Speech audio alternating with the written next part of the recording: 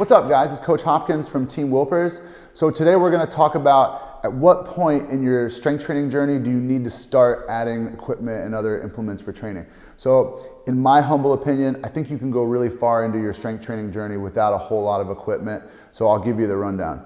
When it comes to things like leg strength, single leg exercises where you're truly standing on one leg and squatting and stuff like this has really high local muscular tension for your legs. So they end up being superior strength training exercises overall to things like barbell squats and the things that we more traditionally think of as big lower body strength training exercises. Similarly, with things like push-ups, it's actually a really high percentage of your body weight when you're in a full push-up position. So once you get to the point where you're doing a good set of 10 on the push-up, you're actually supporting 60 to 70% of your body weight. So if you think about dumbbell pressing, if I weigh 200 pounds and I'm gonna do a push-up, say it's 70% of my body weight, that's me still doing 140 pounds of resistance. Well, that's comparable to me doing two 70-pound dumbbells, right? So that's pretty significant, right? Those are some big old dumbbells.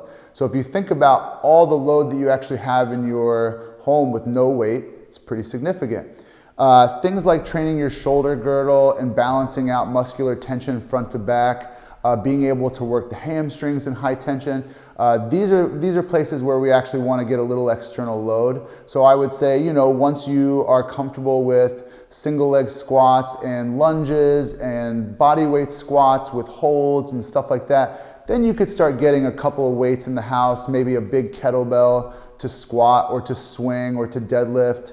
And I think it's sufficient. Adding things like a TRX really simply that go into your doorway is a really good way to solve the upper body training problem of balancing out my shoulder girdle, getting some higher tension on some pulling exercises and stuff like that. So I would say that, you know, you can get a good year or two into your training before you ever got to think about like going and buying some big weights.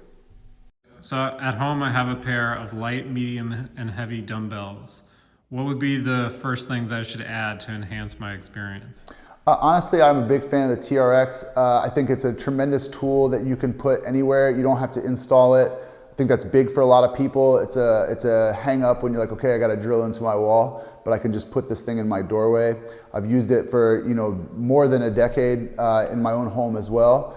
There's a million things that you can do with it. Even when it comes to training your lower body, you can do a lot of very high intensity hamstring exercises. It's really good for stability aid with heavier single leg work. But for me, I think TRX is going to be the first one that I would go after.